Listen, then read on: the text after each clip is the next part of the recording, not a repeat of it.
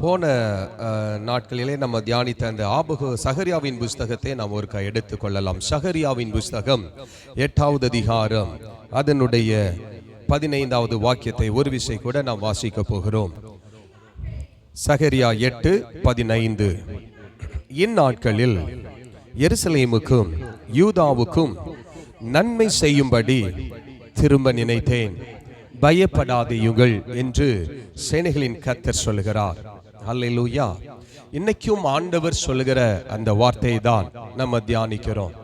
அநேக வேளைகளிலே நாம் பயந்து கொண்டிருக்கிறோம்.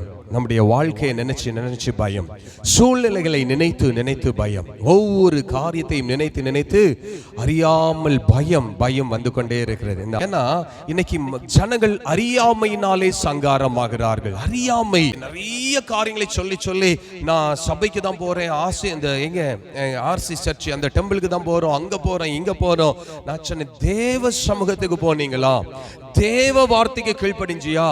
நான் தேவனை தானே தேடுன்னு சொல்லி அவங்களுக்கு ஏன்னா ஒரு வைராக்கியம் உண்டு. ஒரு வைராக்கியம். சிலவங்க எல்லாம் அடிச்சு பேசுவாங்க, சொன்னதே சொல்லிட்டுமா, கேட்டா கேளு கேட்கட்டா போன்னு சொன்னதே கேட்கிற கேள்வியா நான் சொல்லுகிற ஒரு தன்மை. ஆனா ஆண்டவருடைய வார்த்தை என்ன என்பதை புரிந்து கொள்ளவே இல்லை. அப்போ ஆண்டவர் என்கிட்ட சொன்னாரு, சில வார்த்தைகள்லாம் டக்கு எனக்கு கொடுத்தாரு, இதெல்லாம் நீ சொல்லுடா அப்படின்னு. இன்னைக்கும் ஆண்டவர் உங்களுக்கு சொல்லுகிறார், ஆண்டவர் உனக்கு நன்மை செய்ய விரும்புகிறார். அல்லேலூயா. நான் இன்னைக்கு ஜெபம் பண்ணும்போது அதை குறித்து ஆண்டவர் சொன்னார், வாதை அவன் கூடாரத்தை தொட்டது. ஆமென். ஒரு வாதைகள் அவன் கூடாரத்தை அணுகினதுன்னு சொன்னா, அந்த வாதைங்கிறது நாயும் ஒரு விதமான வாதை. நாய் ஒரு விதமான வாதை. இன்னைக்கு நீங்க நினைப்பீங்க, இந்த நாய் தானே இன்னைக்கு நிறைய பேருக்கு ஆறுதலா இருக்குது. நோ, ஆண்டவர் தான் உனக்கு ஆறுதல். ஹல்லேலூயா. தேவன் தான் இன்னைக்கு ஆறுதல். அநேக குடும்பத்துல அந்த வாதை தான் இந்த குடும்பத்துல முக்கியமா இருப்பதை போல இருந்து கொண்டிருக்கிறார்கள். ஆண்டவர் சொன்ன, இந்த வாதை உன் கூடாரத்தை அணுகியிருக்கிறது, நீ கர்த்தரை நம்பு, கர்த்தரை நேசி, கர்த்தருடைய வார்த்தை கேளு. கர்த்தர் எல்லாரையும் ஆசீர்வதிக்க விரும்புகிறார். அல்லேலூயா. நீ பயப்படாத. உன் காரியம், ஏதோ ஒரு காரியத்தை நினைச்சு பயந்துட்டு இருக்கிறீங்கல்ல, அந்த பயப்படுகிற நேரத்துல கர்த்தர் சமூகத்துல போய் நில்லு. அந்த அம்மாட்ட நான் சொல்றேன், தேவன்கிட்ட சொல்லுங்க, தேவ சமூகத்துல நில்லு. ஏன் உனக்கு தேவ சமூகத்துல நிக்க முடியல?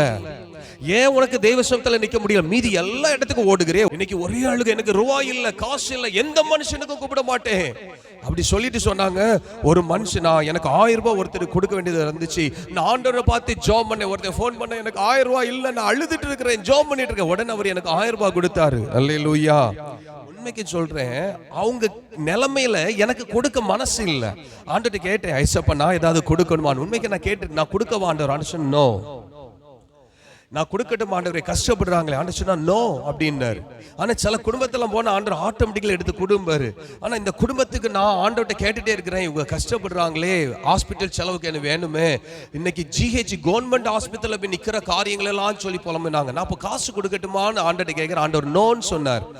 அவங்க சொல்லும் போதே சொன்னாங்க, எல்லா மனுஷனும் இப்படிதான் அப்படி சொல்லிட்டு ஆண்டவர் எனக்கு சொல்றாரு, அவங்க ஒன்னே யோசிக்க, பெனில் பாஸ் ஒரு அமௌண்ட் தருவாருன்னு பார்த்துட்டு நிக்கிறாங்க, நீ கொடுக்கல பத்தியா, உன் மேலேயும் வருத்தத்துல பேசிட்டு இருக்கான். நான் சொன்னேன், ஆண்டவரே நான் காசு கொடுக்கறது பெருசு இல்ல, ஆனா அந்த ஆத்துமா உங்க பக்கம் வரலையே. அல்லேலூயா. இயேசுவை சொந்த இரட்சகரா ஏற்றுக்கொள்ளவில்லையே, நான் என்ன செய்யட்டும்? ஆண்டவர் சொன்னார், ரட்சிப்புக்காக ஜெபம் பண்ணு. இன்னைக்கு நான் சொன்னேன், இந்த குடும்பம் ரட்சிக்கப்படும்படியாய் ஜெபம் பண்ணுகிற ஆண்டவரே, இந்த குடும்பத்தின் ரட்சிப்புக்காக நான் ஜெபிக்கிறேன் சொல்லி ஜெபம் பண்ண போது அந்த பிள்ளைய முழிச்சிட்டு என்ன ஒரு மாதிரி பாக்குது, நாங்கெல்லாம் ரட்சிக்கப்பட்டவங்க தானே பாஸ்டர். ஆண்டவர் சொன்னார், இல்லை, இஸ்ரவேல் ஜனங்கள் கர்த்தரை அறிந்தார்கள், வசனத்தை தெரிந்து கொண்டார்கள், வாக்குத்தத்தத்தை அறிந்து கொண்டவர்கள் தான். ஆனால் முறுமுறுத்தார்கள், கர்த்தரை தேட மனமில்லாமல். அவர்கள் உலகத்தின் ஆசீர்வாதங்கள், உலகத்தின் நன்மை, உலகத்தின் இச்சைகளை நிறைவேற்றுவதற்காக உலக பிரகாரமாகவே ஓடிக்கொண்டிருந்தார்கள். வேதம் சொல்கிறது, இஸ்ரவேல் ஜனங்களை பார்த்து வணங்கா கழுத்துள்ள ஜனம். இஸ்ரவேலரை பார்த்து என்ன சொல்லிச்சு ஆண்டவர்?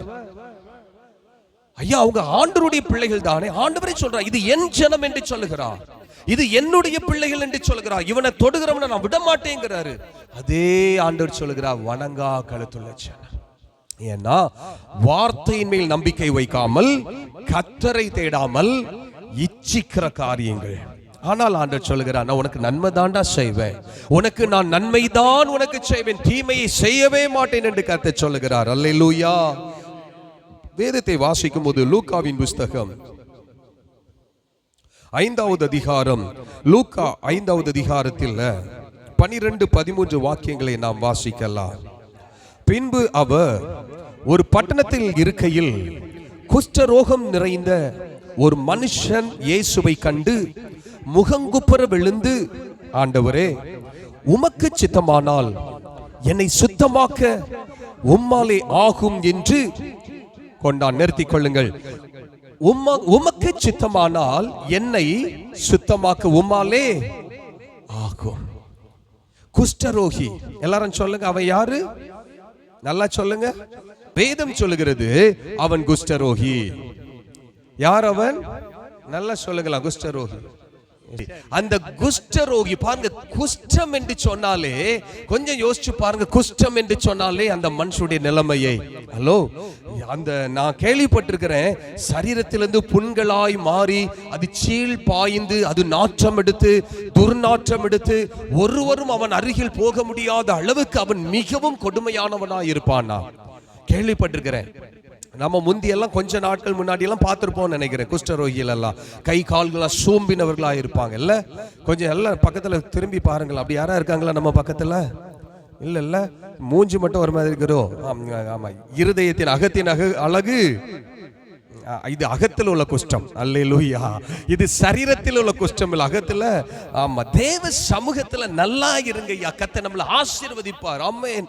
ஒரு நாளும் சிங்க குட்டிகள் கூட பட்டினி கிடக்கும், தாழ்ச்சி அடைந்து.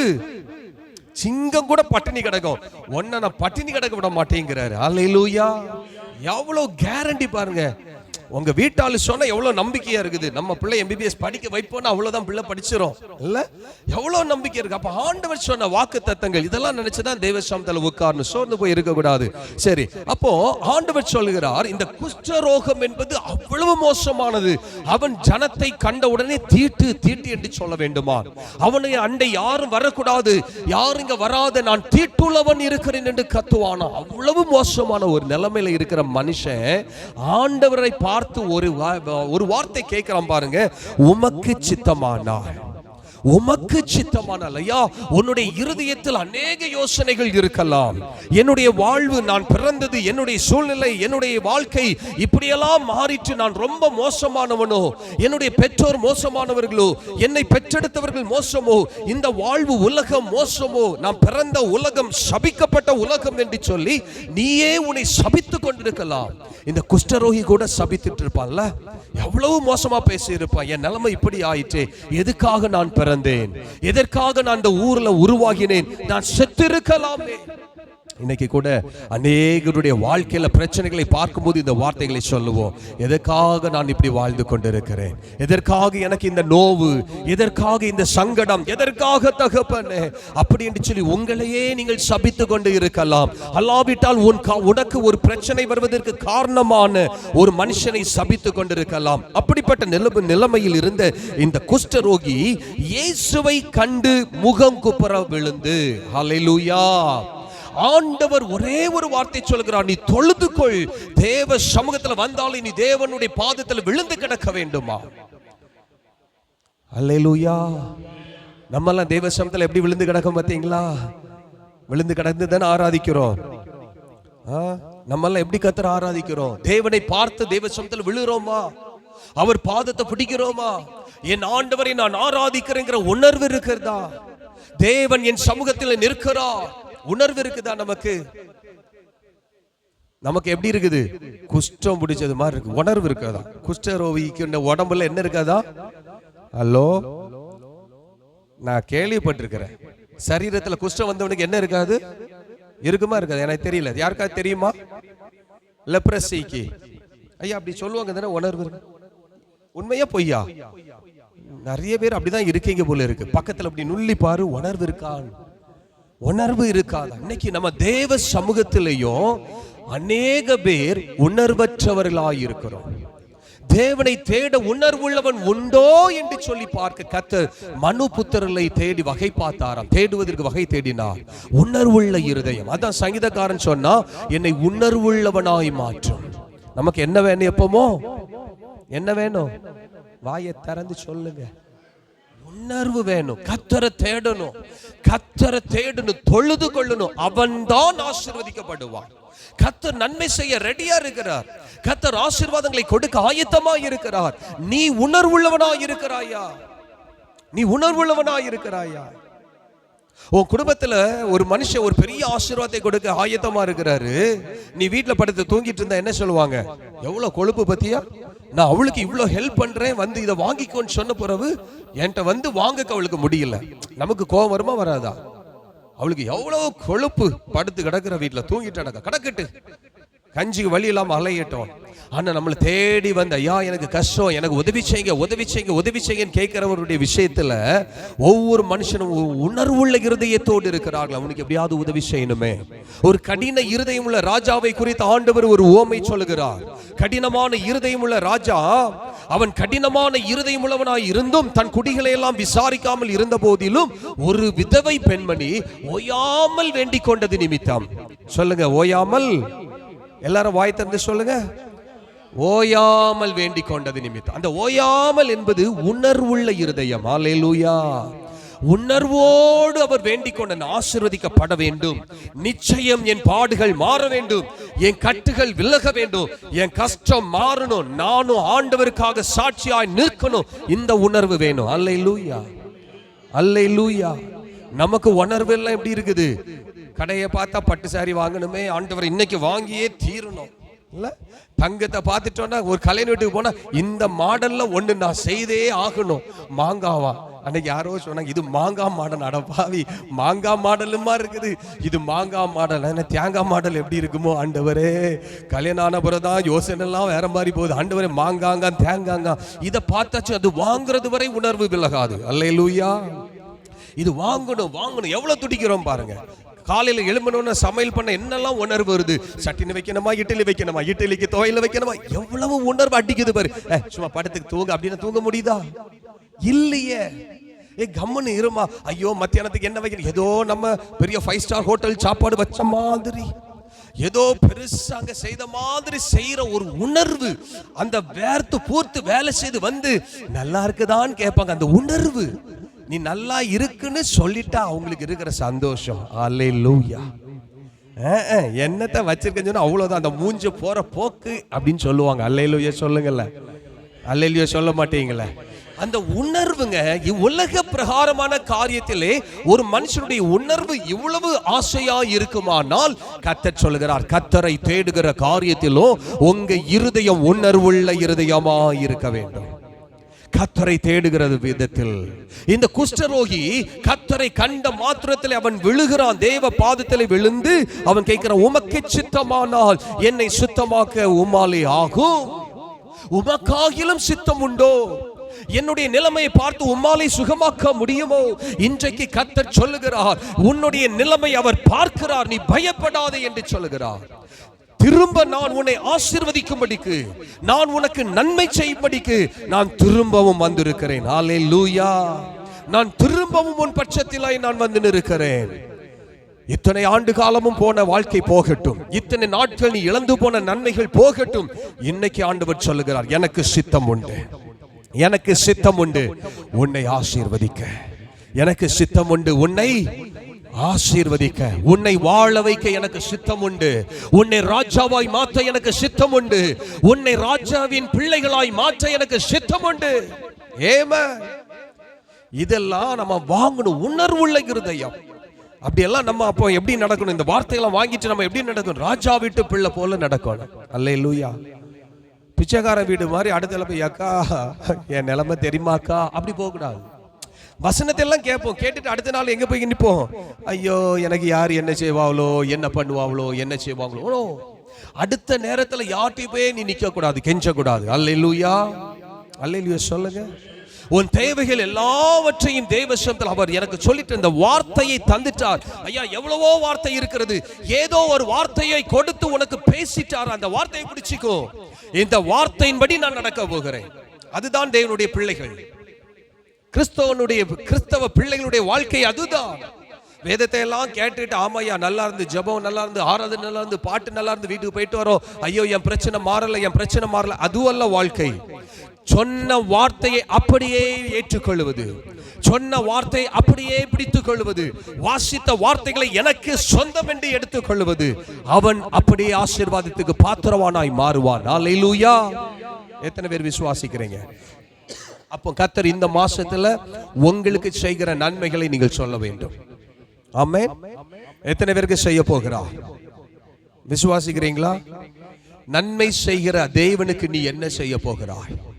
நீ என்ன செய்ய போகிறாய்? ஆண்டவர் சொல்லுகிறார் பாருங்க, அந்த மனுஷனை பார்த்து வாசிங்க 13வது வசனம். அவர் தமது கையை நீட்டி அவனை தொட்டு, எனக்கு சித்தம் உண்டு, சுத்தமாகி என்றார். உடனே குஷ்ட ரோகம் அவனை விட்டு நீங்கிற்று.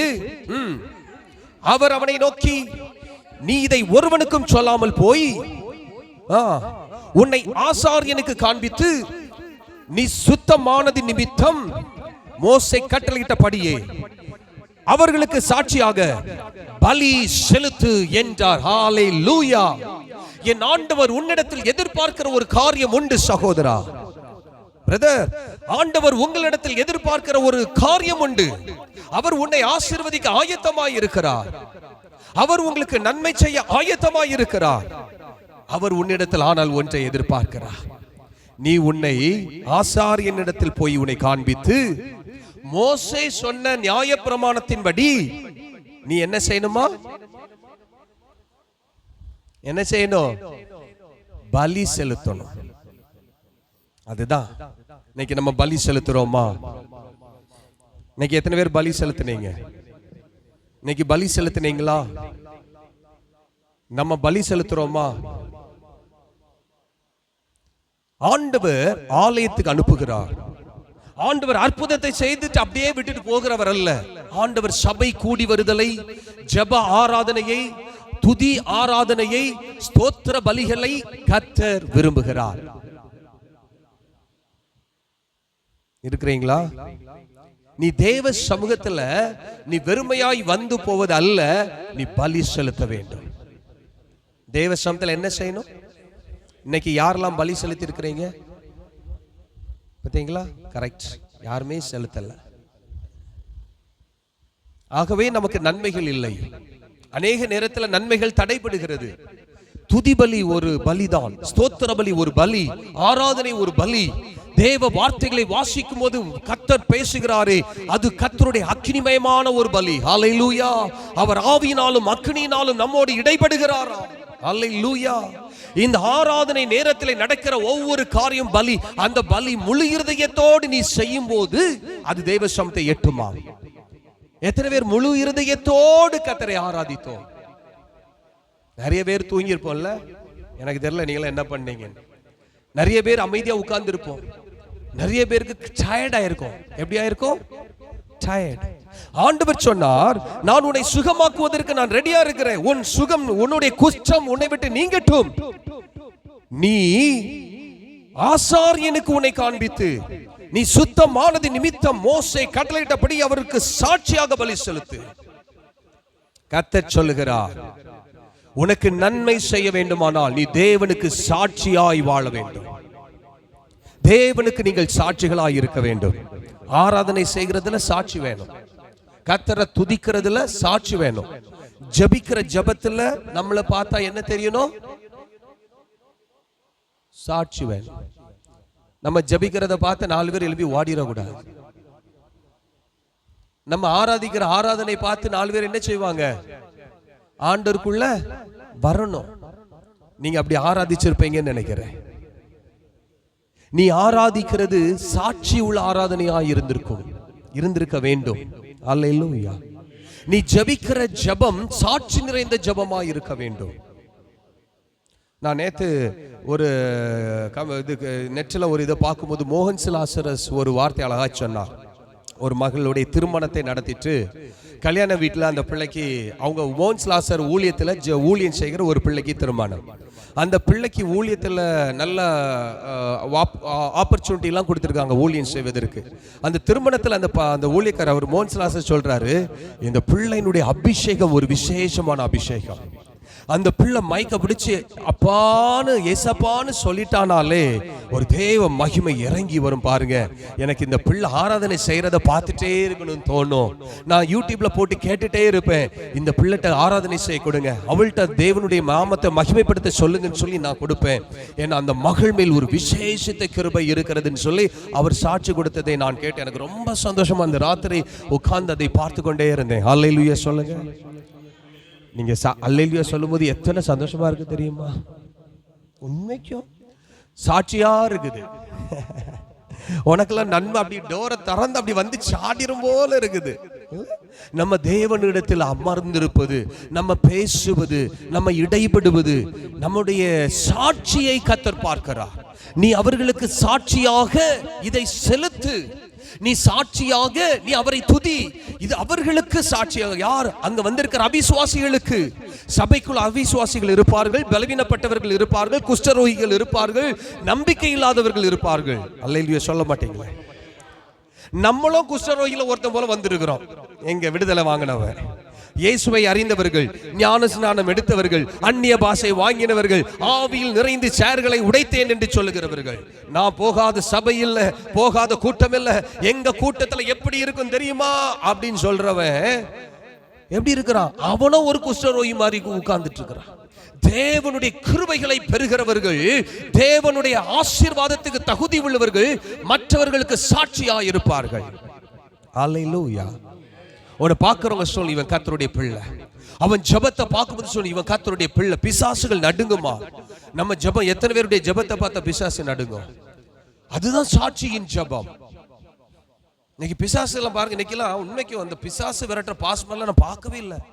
வியாதி சுகமாக்குற பாசம் பார்க்கவே முடியல. நான்லாம் ஊழியத்துக்கு வந்த காலத்துல எல்லாம் எங்கேயும் எந்த கூட்டத்திலையும் ஒரு பிசாசு இருக்க முடியாது. அல்லேலூயா. சில ஊழியக்காரருக்குள்ள இடத்துக்குள்ள வந்துட்டு நான் வரமாட்டேன், அந்த இடத்துக்கு நான் வரமாட்டேன்னு சொல்லும். இந்த கூட்டம் ஐயோ நான் வரவே மாட்டேன், அந்த இடத்துக்கு மட்டும் நான் வரமாட்டேன், வேற எங்கனாலும் கொண்டு போ. ஆனா இன்னைக்கு பாரு, அந்த கூட்டமா வாங்க போவோம், எல்லாரும் சேர்ந்து போய் உட்கார்ந்து இருப்போம். யார் அந்த பாஸ்டருக்கா வாங்க போய் உட்கார்ந்துட்டு இருப்போம். நம்ம செல்போனை பார்த்துட்டு இருப்போம், அவர் பிரசங்கம் பண்ணுவாரு, அவர் அங்க பிரசங்கம் பண்ணிட்டு இருப்பாரு. நம்ம இங்க ஆடலும் பாடலும் பார்ப்போம், இங்க டான்ஸ் பார்ப்போம், ரீல்ஸ் பார்ப்போம், ஏதோ மெசேஜ். அவ்வளவு பிசாசம் உள்ள இருந்து செல்போன் பாக்குது. அல்லேலூயா. அல்லேலூயா சொல்ல மாட்டீங்களா? அவ்வளோ பிசாசும் உள்ள இருந்து என்ன பாக்குது? நான்லாம் தேவ சமூகத்துல வந்த நாட்கள், அந்த ஊழியத்துக்கு ஆரம்பித்த நாட்கள்ல ஜெப கூட்டத்துக்குள்ள வர முடியாது. பிசாசுகள் நடுங்கோ, நாங்க அந்த இடத்துக்குள்ள வர மாட்டேன், உள்ள வர முடியாது. அல்லேலூயா. அநேக பிள்ளைகள் குடும்பத்தில் நான் போய் ஆண்டுகிட்ட கேட்பேன், ஏன் ஆண்டவர் என் கூட்டத்துக்கு ஒரு மக்களும் வர மாட்டுது. நான் தேடி தேடி போய் வாங்க எல்லாரும் வரக்கு ஆசையா இருக்கு பாஸ்டர், ஆனா முடியலே பாஸ்டர். நேத்து ஒரு அக்காக்கு குடும்பத்தில் ரொம்ப பிரச்சனை. நம்ம ஜெபம் முடிஞ்ச உடனே ஒரு 2 மணி 2:30 போல அவங்க வீட்டை விசிட் பண்றேன், ப்ரேயர் பண்ண. அவங்க போனோன்னு சொன்னாங்க, எனக்கு அட்ரஸ் கொடுங்க, நான் கண்டிப்பா வருவேன் பாஸ்டர். என் குடும்பத்தின் கண்ணீர் அவ்வளவு பெரிய கண்ணீர். அல்லேலூயா. இன்னைக்கு வருவாங்கன்னு நினைச்சேன். ஏன்னா அந்த பிள்ளைய நான் ஜாம் பண்ண உடனே பாருங்க பொத்துன்னு விழுந்துச்சு. என்னடா நல்லா தானடா இருந்துச்சு, கையை வச்சதான் ஒன்று பொத்துன்னு விழுந்துட்டு, அது விழுந்த உடனே அது நான் கொஞ்சம் கழிச்சு அக்கா நீங்க எழுப்புங்க அப்படின்னு தட்டி எழுப்புனோன்னு சொல்றேன். இல்ல பாஸ்டர் எனக்கு கையெல்லாம் நடுங்குது. அல்லேலூயா. கையெல்லாம் நடுங்குது. ஜோதி தெருவில் தான் நாங்கள் கூட்டத்துக்கு சர்ச்சுக்கு போயிட்டு இருப்போம். எங்க பாஸ்டர் அவங்க வீட்டில் உள்ள பிரச்சனையெல்லாம் சொன்னேன். உங்க பாஸ்டர் இதெல்லாம் ஏன் சொல்லல? இவ்வளோ பிரச்சனை இருக்குது, உன் பாஸ்டர் சொன்னியா? சொல்லல பாஸ்டர். ஏன் சொல்லல? ஐயோ ஒரு 2-3 மாசம் முன்னாடி என்னை சந்திச்சிட கூடாதான்னு நான் உங்களை சொன்னேன். என்னை பத்தி நீங்க கேள்விப்படலையா? உங்க மக்கள் யாரும் சொல்லலையா? உங்க வீட்டு பக்கத்துல இருந்தெல்லாம் என் ஊழியத்துக்கு என்ன தெரிஞ்சவங்க இருக்காங்க, ஏன் சொல்லல? சரி உங்க பாஸ்டர், அவங்க சொன்ன ஒரு வார்த்தை, எங்க பாஸ்டர் அதெல்லாம் சரிப்பட மாட்டாரு, அந்த பிரச்சனையெல்லாம் அவர்கிட்ட சொன்ன அவரு என்ன செய்வார் பாஸ்டர்? No use. ஆச்சரியமா இருந்தது. என்ன திருமணமான வாழ்க்கையில பிரச்சனை, பிள்ளைக்கு திருமணமான வீட்டுல பிள்ளைக்கு பிரச்சனை. மாமியார் சொல்லிட்டாங்க பிள்ளை பார்த்து, நீ அம்மா வீட்டுக்கு போக கூடாது. அல்லேலூயா. உங்க அம்மா வீட்டுக்கு நீ போக கூடாது. அந்த அம்மா பிள்ளையை கட்டி கொடுத்து அழுது, என் பிள்ளையை பார்க்க முடியல, விசாரிக்க முடியல. அந்த வீட்டுல ஒரு பெரிய பிரச்சனை, என் பிள்ளை திருமணம், காதல் திருமணம், காதலிச்சு ரொம்ப சொன்ன வேண்டான்னு இவனதான் கெட்டுவேன் ஒத்த காலில் நின்னா. ஐயோ இன்னைக்கு போய் கண்ணீர் வடித்து கொண்டிருக்கிறா. இவனதான் கெட்டுவேன்னு செவிடா போச்சோ? காது கேக்குதா? இவனை தான் கெட்டுவேன்னு ஒத்த கால்ல நின்னா, இப்போ ஒத்த காலையும் நிக்க முடியல, ரெட்ட காலையும் நிக்க முடியல, அழுது கொண்டே இருக்கிறாள். எனக்கு இருதயம்லாம் நொந்து போனது. நம்ம ஊழியத்திலேயும் ஒரு குடும்பம் இருந்துச்சு, இவ்வளவுதான் கெட்டுவேன். ஆண்டவர் எனக்கு சொன்ன சில வார்த்தையை சொன்னேன். எழுதி வைத்துக்கோ, ரோட்டில் நிப்பாடா அப்படின்ன. 2 நாள் அவனால முடியல. ஆண்டவர் சொன்னார், இனி அவன் காணிக்க வாங்காதன்னர். அடுத்த மாசத்துல எனக்கு வந்தான், காணிக்க கொண்டு கொடுத்தாங்க. நான் சொன்னேன், நோ, எனக்கு காணிக்க வேண்டாம். சபைக்கு வரதில்லை, ஊழியத்துக்கு வரதில்லை, என் போன் எடுக்கிறதில்லை. ஆண்டவர் சொன்னார், போ வீட்டுக்கு அப்படின்னு. நான் போனேன். போகும்போது முழிக்கிறாங்க எல்லாரும், என்ன பாஸ்டர் நாங்க வரவே இல்லை, நீங்க தேடி வந்தீங்களே. நீ வாரியோ வரலையோ தேவையே கிடையாது. ஆண்டவர் வர சொன்னார், நான் வந்திருக்கிறேன். அல்லேலூயா சொல்லுங்கல்ல. அல்லேலூயா. நீ போற பாதை தப்பு, கர்த்தர் உன்னை ரோட்டுக்கு அனுப்ப போறாரு, சொல்லக்கு வந்திருக்கிற. மறுபடியுமா வசனத்தை எடுன்னு சொல்லி வசனத்தை வச்சு பேசினேன். காணிக்க வாங்கிட்டு, நோ, நான் காணிக்க வாங்க வரல, வசனத்தை கொடுத்தேன். போன வாரம் 2 நாள், ஆமா, இந்த லாஸ்ட் வீக்ல மறுபடியும் அவன் அப்புறம் அந்த லவ் மேட்டரை விட்டுட்டான், அந்த பிள்ளையை விட்டுட்டான். போன வாரத்தில் அவன் சொன்னான், என் வீட்டுக்கு மட்டும் வராம இருக்காதுங்க பாஸ்டர். அல்லேலூயா. நீங்க என் வீட்டுக்கு வரலன்னா என் ஆசீர்வாதம் நஷ்டப்பட்டு போயிடும், என் ஆசீர்வாதம் கஷ்டப்பட்டு போயிடும். நான் உணர்ந்திருக்கேன், எவ்வளவோ சர்ச்சுக்கு போயிருக்கேன், எவ்வளவோ மீட்டிங் போயிருக்கேன், எத்தனையோ பாஸ்டரை பார்த்துருக்கிறேன். ஆனா நீங்க பேசுகிற வார்த்தையும் நீங்கள் காட்டுகிற அன்பும் கடிஞ்சு பேசுறீங்க, அடிக்கிறது மாதிரி பேசுறீங்க, திட்டுற மாதிரி பேசுறீங்க. ஆனா ஒரு அன்பு இருக்கு பாத்தீங்களா பாஸ்டர், எனக்கு அது பிடிச்சிருக்கு. இயேசுவின் அன்பை நான் உணர்கிறேன். நீங்க சொல்லலன்னா நான் நாசமா போயிருப்பேன். சொல்லிட்டு சொன்னா, எங்க அண்ணன் உங்க வார்த்தையை கேட்கல, நாசமா போயிருக்கான் பாஸ்டர். அல்லேலூயா. அவனே சொல்றான், நான் கேட்டேன், எங்க அண்ணன் கேட்கல, நாசமா போயிருக்கான். என்னடா அண்ணா, காலையில போனவன் சாப்பிடுக்கு வீட்டுக்கே வர மாட்டேங்கான், பட்டினியா சுத்துறான், ரோட்டோட சுத்துக்கான் பாஸ்டர். அல்லேலூயா. அல்லேலூயா சொல்லுங்க. கோபம், எரிச்சல், பாஸ்டர் பெனிலுக்கு மேல எரிச்சல். ஆமே. நான் சொன்னேன், நீ கோபப்படுறது நல்லது, எனக்கு கர்த்தர் சாப்பாடு கொடுக்கிறார். நீ என்னை திட்டுவது நல்லது, நான் சரியா ஊழியம் செய்யறேன். அல்லேலூயா. நீ எல்லாம் கர்த்தருடைய வசனத்தை கொண்டு சிட்சிக்கிற மனுஷன் பாக்கியவான் என்று வேதம் சொல்லுகிறது. கர்த்தருடைய சிட்சையை அற்பமாய் எண்ணாதே என்று கர்த்தர் சொல்லுகிறார். அல்லேலூயா. எதற்காக உன்னை சிட்சிக்கிறார்? எதற்காக கர்த்தர் உன்னோடு பேசுகிறார்? அவர் உனக்கு நன்மை செய்யும்படிக்கு, அவர் உனக்கு நன்மை செய்யும்படிக்கு தான் பேசுகிறார். அல்லேலூயா. நல்லா இழுத்து இழுத்து பார்க்கறான். இப்போமே தேவனுடைய வார்த்தைகள் போகவே மாட்டேது பிள்ளைக்கு. இப்போ ஒரு பாட்டு போட்டு ஆட சொல்லு, நல்லா நடந்து ஆடுவான். இல்ல, எவ்வளவு பிசாசு கிரியை செய்கிறது பாருங்க, எவ்வளவு பிசாசு கிரியை செய்கிறது. தேவ சமூகத்துக்குள்ளே இருந்து போராடுகிற ஆவிகள் பிள்ளைகளுடைய காதுகளை மந்தமாக்கி செவிட்டாவியா இருக்கு. இங்க உள்ளதான் இருக்குது எல்லாமே, ஆனா செவிட்டாவி. அல்லேலூயா. எல்லா கும்பகர்ணனும் உள்ளதான் இருக்கிறான், எல்லாம் உள்ள உட்கார்ந்து செவிட்டாவியா உட்கார்ந்து. எவ்வளவு மோசமான காலங்கள் பாருங்க. கர்த்தர் சொல்லுகிறார், நான் உனக்கு நன்மை செய்யும்படிக்கு நீ சாட்சியாயிரு, நீ கர்த்தருக்கு பலி செலுத்து. நான் உன்னை, எனக்கு சித்தம் உண்டு உன்னை சுத்தமாக்க, எனக்கு சித்தம் உண்டு உனக்கு நன்மை செய்ய, ஆனால் நீ சாட்சியாயிரு. எத்தனை பேர் கர்த்தருக்கு சாட்சியாயிருக்க விரும்புகிறீர்கள்? விருப்பம் வேணும். முதல்ல நமக்கு என்ன வேணும்? நல்லா இருக்கணும்னு விருப்பம் வேணும். எல்லாரும் சொல்லு, நான் நல்லா இருக்கணும்னு விரும்பணும். அந்த விருப்பம் வசனத்துக்கு நேராக திரும்பணும். நான் நல்லா இருக்கணும், நல்லா இருக்கணும், கடையா வாங்கி ட்ரெஸ் வாங்கி போட்டா நல்லா இருக்க முடியாது. நான் நல்லா இருக்கணும் மேல இருந்து கீழே வர ஸ்ப்ரே அடிச்சா நல்லா இருக்காது. நான் நல்லா இருக்கு, நான் போட்டோவை மாத்தி செல்போன்ல எடுத்து வச்சா நல்லா இருக்காது. அல்லேலூயா. வசனத்தோடு ஒப்பிட்டு பாரு உன்னை. அல்லேலூயா. என் ஆண்டவர் உனக்கு நன்மை செய்ய விரும்புகிறார். லூக்காவின் புஸ்தகம் 7வது அதிகாரம், லூக்காவின் புஸ்தகம் 7வது அதிகாரத்திலே வேதம் சொல்லுகிறது. வாசிங்கள் 11வது 12வது வசனம். மறுநாளிலே அவர் நாயின் என்னும் ஊருக்கு போனார். அவருடைய சீஷர் அநேகரும் திரளான ஜனங்களும் அவருடனே கூட போனார்கள். அவர் ஊரின் வாசலுக்கு சமீபித்த போது மரித்து போன ஒருவனை அடக்கம் பண்ணும்படி கொண்டு வந்தார்கள். அவன் தன் தாய்க்கு ஒரே மகனாயிருந்தான், அவளோ விதவை பெண்ணாயிருந்தாள். ஊராரில் வந்தார்கள். கர்த்தர் அவளை பார்த்து அவள் மேல் மனதுருகி அழாதே என்று சொல்லி கிட்ட வந்து பாடையை தொட்டார். அதை சுமந்தவர்கள் நின்றார்கள். அப்பொழுது அவர், வாலிபனே எழுந்திரு என்று உனக்கு சொல்கிறேன் என்றார். மரித்தவன் எழுந்து உட்கார்ந்து பேசத் தொடங்கினான். அவனை அவன் தாயினிடத்தில் ஒப்புவித்தார். ஹல்லேலூயா. மரித்தவன் எழுந்து பேசத் தொடங்கினான். கைம்பெண்ணுக்கு ஒரே மகனாயிருந்த மனுஷன் பாடையில செத்து இருக்கிறான். செத்த நிலைமையில் இருக்கிறவன் பேச மாட்டான். செத்த நிலைமையில இருக்கிறவன் அசைய மாட்டான். செத்த நிலைமையில இருக்கிறவன் எழும்பி உட்கார மாட்டான். பக்கத்துல திரும்பி பாருங்க, ஏதாவது பக்கத்துல அப்படியே தான் இருக்குதான்னு. இல்ல பேசுதா, ஸ்தோத்திரம் பண்ணுதா, உணர்வோடு இருக்குதா? இன்னைக்கு ஆவிக்குரிய வாழ்விலே மனிதர்கள் செத்திருக்கிறார்கள். கர்த்தரை துதிக்கிற விஷயத்துல செத்திருக்கிறார்கள். பிசாசானவன் இந்த ஆத்துமாவை கொன்று விட்டார். பிசாசு அந்த உணர்வுகளை இருதயத்தை எல்லாம் கெடுத்து போட்டார்.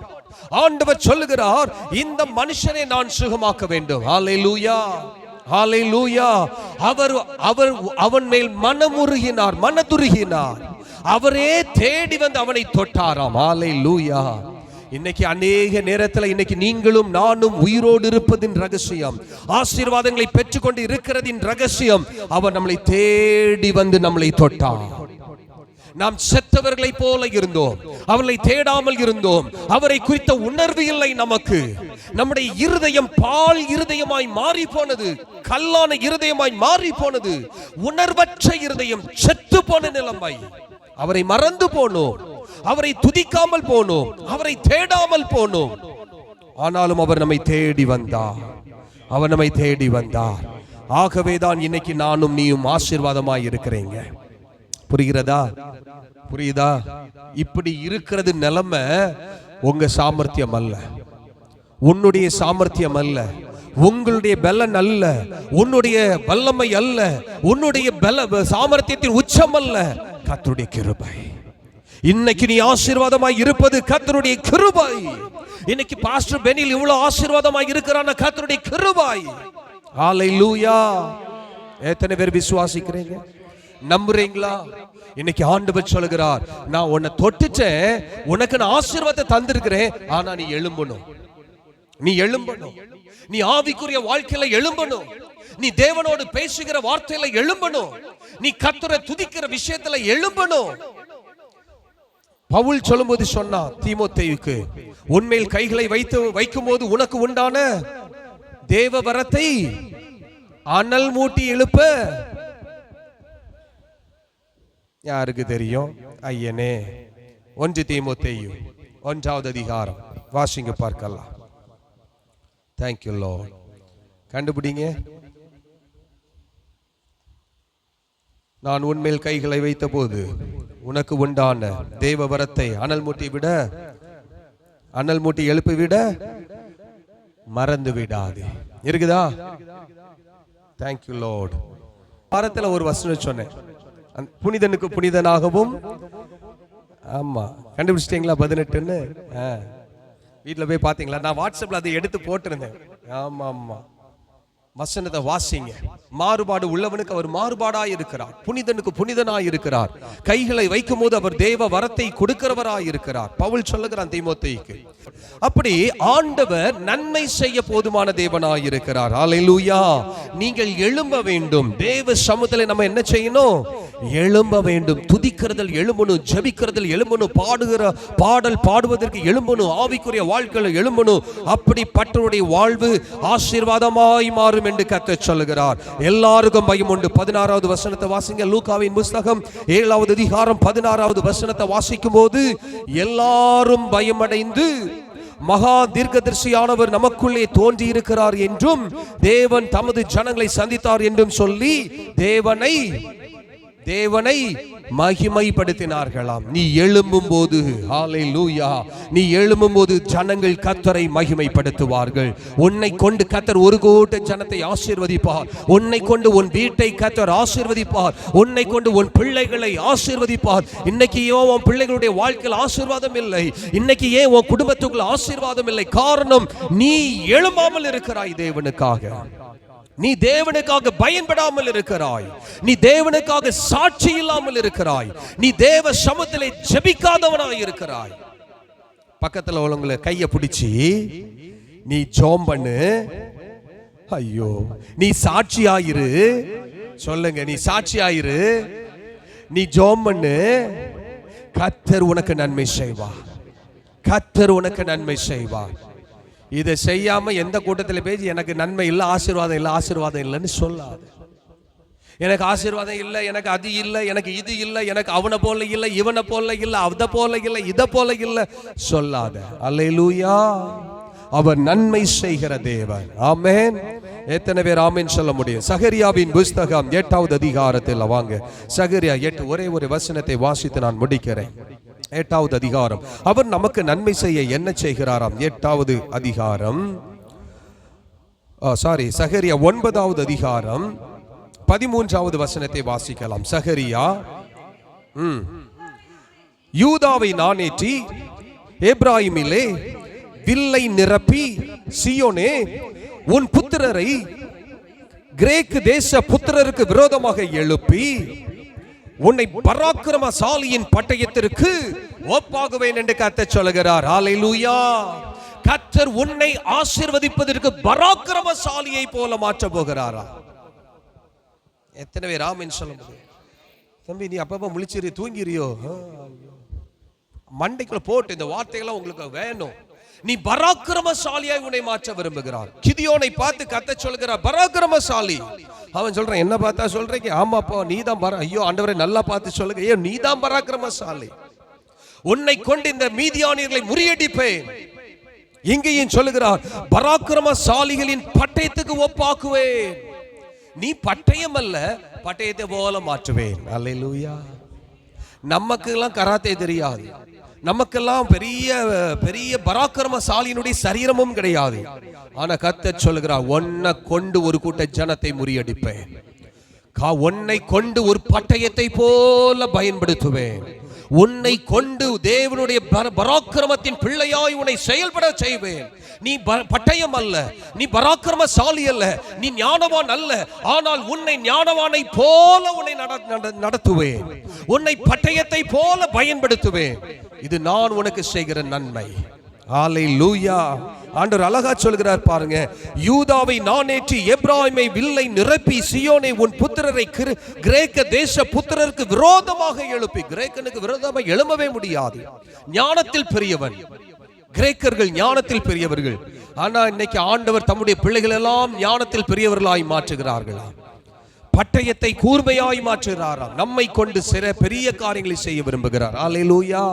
உங்களை கொண்டு ஆசீர்வாதமான காரியங்களை நடத்த விரும்புகிறார். எத்தனை பேருக்கு ஆசையா இருக்குது, என்ன கொண்டு என் தேசத்தில் ஆசீர்வாதத்தை கர்த்தர் கொண்டு வரணும்? ஆமென். பிசாசுகளை கர்த்தர் உன்னை கொண்டு விரட்ட விரும்புகிறார். வியாதிகளை உன்னை கொண்டு சுகமாக்க விரும்புகிறார்.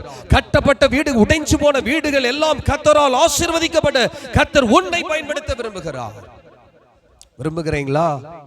முதல்ல உன் வீடு கட்டப்படணும், முதல்ல நீ ஆசீர்வதிக்கப்படணும், முதல்ல நீ எழும்பணும். கர்த்தர் அப்பொழுதுதான் உனக்கு நன்மையானதை செய்ய முடியும்.